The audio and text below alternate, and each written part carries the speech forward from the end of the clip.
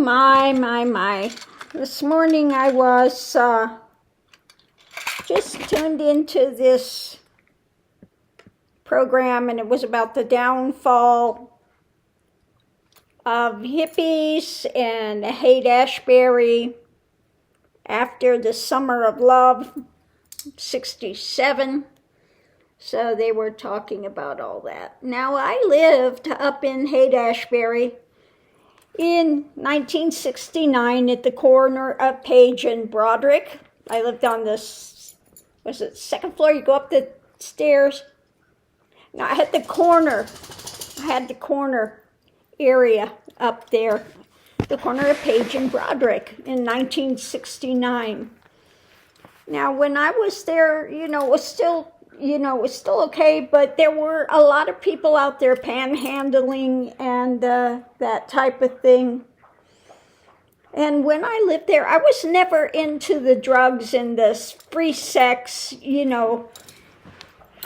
all of that drama. I went the way of spirituality. I went and left from there and joined the Holy Order of Mans and continued my spiritual journey for 30 plus years. And but I did enjoy my time. I still love the music from the 60s and the overall concept of peace and love and bringing people together, etc. But where I saw the downfall was this introduction of just so many drugs. And then this thing of free love, it means having sex with everybody and anybody, okay? I was just like, no. So I never never went into a commune or any of that type of thing. And I still see people wanting to be hippies today, and they hang out and,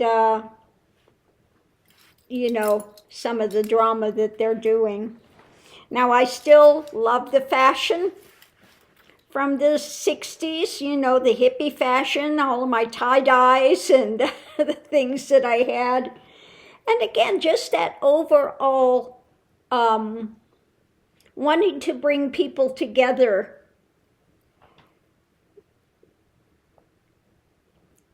At that point, they were breaking down more restrictions against races, etc., coming together as people, not wanting the wars, wanting to, and all of that philosophy I still am 100% on board with. But again, where it went south was bringing in so many drugs and just the sexual revolution brought in a lot of sexual diseases, etc., other things going on. And so that part of it, like I said, I just bypassed all of that. I was like, yeah, no. But I did live in Haight-Ashbury, was a hippie up in 1969. Yeah. And like I said, from there, I left. I went into the Holy Order of Mans. That was at the main house. I was there at the main house with Father Blyton and Mother Ruth, called Mother Ruth and Father Blyton. Unfortunately, he passed too soon, and I was not there for a long time in the Order of Mans because I was there for a month and had gone down to our evening prayers, and Father Blyton laid hands on my head, and I had an awakening of Kundalini at that point in time. I was down there, and I can tell you exactly, it was a gold light, that wide gold light that just went right straight through my body, and I was just like this on the floor, just nailed to the floor, and that opened the Kundalini. And so there were some there that had been there for a year, 2 years, and they still did not have it opening. And so there was some jealousies, that type of thing. And I just was like, I left because I didn't want to be around those jealousies and the drama. Now, he would do things like give us jobs that we had no idea, and so we had to rely on spirit to get through. I was a head carpenter. Carpenter.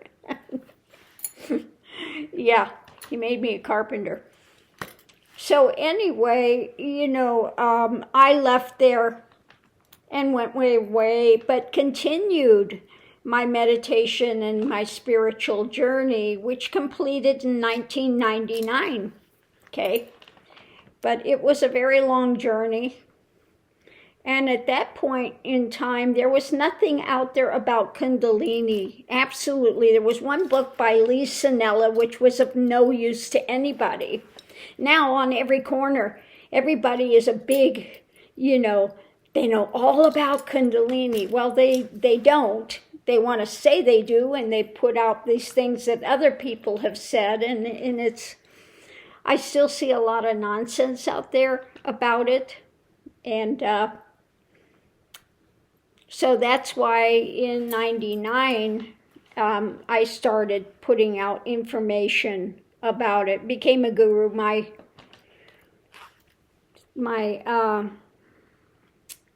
guru that I had in India recognized when everything transitioned and I went into realization, enlightenment, if you want to call it enlightenment, realization of the great falling away, and you make a big transition in your consciousness, okay, and said it's time for you to go be a guru, okay.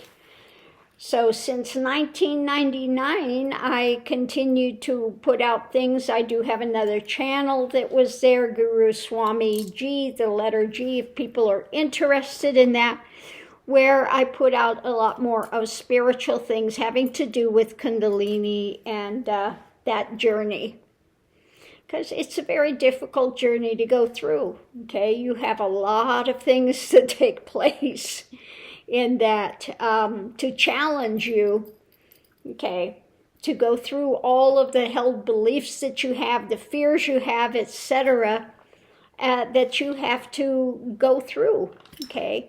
So when they talk about chakras and it's this color and that color and oh my God, this chakra's open, this one's closed, and nonsense.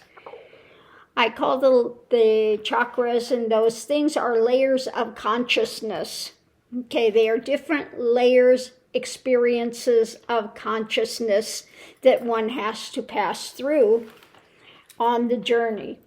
So on that note, I'll leave that here. Enough of that journey.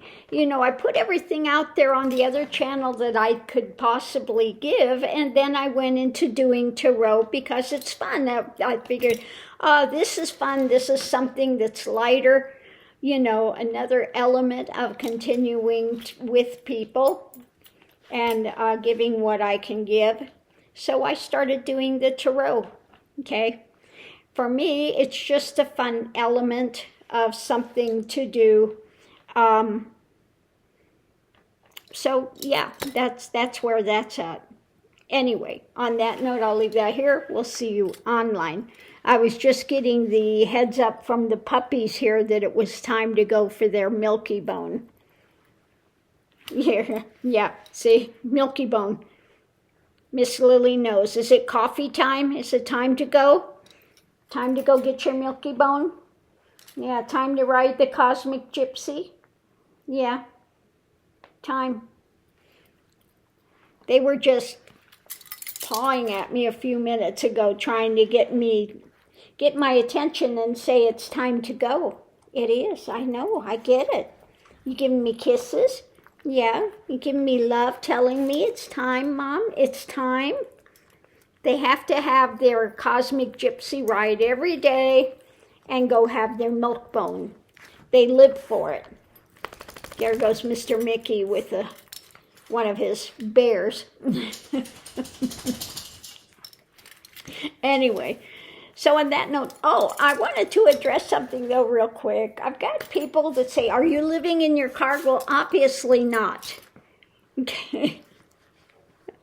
Why are you doing a reading in your car with the dogs? Why do why not? Okay, I do travel. I do enjoy traveling, and I may very soon, within the next week or two, I may be a month on the road. Okay, why? Because I enjoy it. Why not? My goodness. Sometimes, and then I had one person that was on there and got angry and incensed that the puppies were left in the car when I had to go into Walmart. Well, my car has climate control. And I don't know where you live, but they don't allow puppies just to be walking in Walmart. They don't allow you to bring 2 puppies into there, okay? So, zip it. My puppies are quite comfortable, okay? If it's 100 degrees out there, it'll be 70 degrees in the car, okay? I don't leave them in a hot car that has no temperature control. They are in temperature-controlled environment. It's just as comfortable as being in the house here, okay? And that's one reason that I have the Prius V, for that specific reason. Because you can leave it running, have the climate control on, and nobody can open it. I can't even open it without the key, okay? So, yeah, zip it. Anyway, hey, Mr. Mickey, you got your Humpy Bear? You got Humpy Bear? Yeah, there you go. You got your bear? Oh, you dropped your bear. Oh, Mickey, did you drop your bear? He'll start whining in a second. Yes, I know, Miss Lily. Okay, I get it. Okay, I get it. I'm closing it. Okay, we're going to go. We're going to go. Okay. Ruled by puppy life here. So on that note, I'll leave that here. I'm going to take these two over to get their Milky Bone and get my coffee. Okay, yeah, I know you love. Okay. Oh, these two. They're sweet. I just wish I could get him to not bark so much. So I'm going to close this down for this second so that I can go get them their Milky Bone and the day will be started. And again, if there's something you want to see read on, please leave it in the descriptions.